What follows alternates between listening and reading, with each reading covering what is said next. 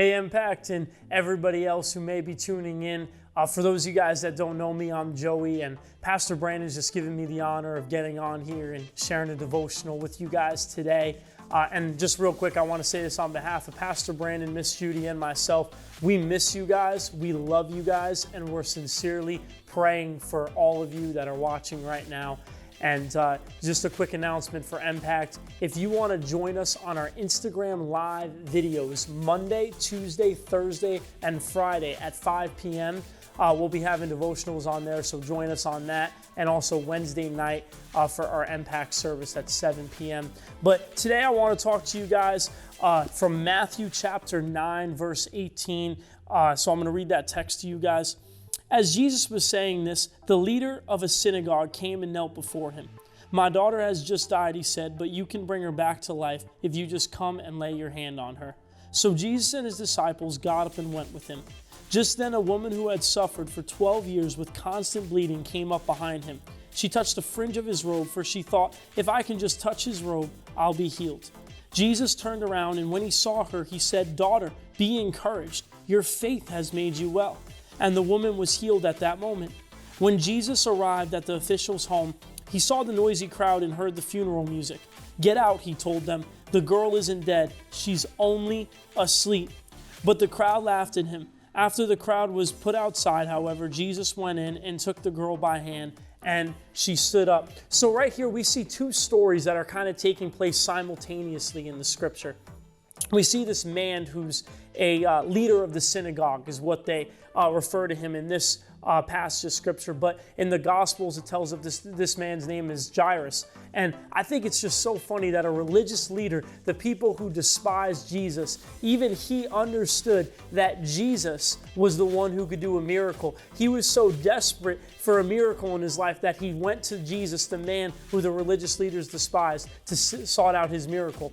And then, as Jesus is just going towards this man Jairus' home, he's going through this crowd, and we know this from the Gospels because Peter had mentioned, that to Jesus that many people had been touching him. And he's going through this crowd, and all these people are just coming up to him, seeking him for different things, touching him. And this woman with the issue of blood that had this same issue for 12 years, she sees Jesus. And she's like, "You know what? I'm so desperate for my miracle. I have faith that this man can be the miracle that I've been waiting for." And she goes, and I can picture her just climbing through the crowd, and she just dives onto her knees and grabs onto the fringe of his garment. And as she does that, she's healed. And then Jesus continues on, and he goes to this girl's that's dead's home, and this girl's just sitting there in bed, and they're saying that, she's dead. And Jesus says, no, she's asleep. And Jesus goes and puts his hands on her, and she's healed. Now, you might be thinking to yourself, how can I apply this to my life though, Joey? And I think that what we see here is two people who were desperate for Jesus to move in their life.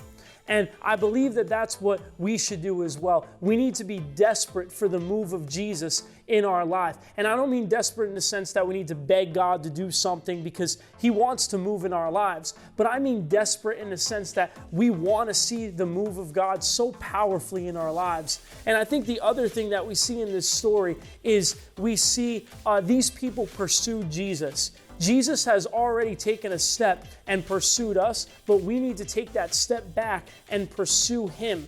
And when we do that, I promise you, miracles will begin to happen in your life. This woman, she waited 12 years. She didn't receive this for 12 years. So you may be struggling with something that's been going on for a long time in your life. Anxiety, depression, addiction. There's been a sickness in your life. There's been a family member that you've been waiting to be saved. Well, let me tell you something. Jesus can change that situation. We just need to get desperate enough to say, "You know what, Jesus? I'm going to dedicate time to you. I'm going to take time out of my day, each and every day, to pray, to read my word, and to grow my relationship with Jesus Christ." And that desperation looks like, we have Netflix, we have video games, we got home projects, schoolwork, all that stuff. But that desperation, what it looks like is saying, "You know what? I'm going to prioritize Jesus over everything else that I do in my day." Because remember, those things aren't bad in themselves, playing video games, house projects, school video games.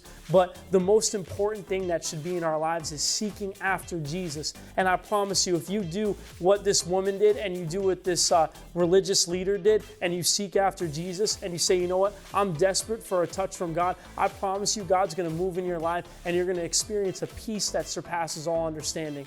I don't know what's going on in your life right now, but I do know that Jesus is the answer and we need to get more and more desperate for Him.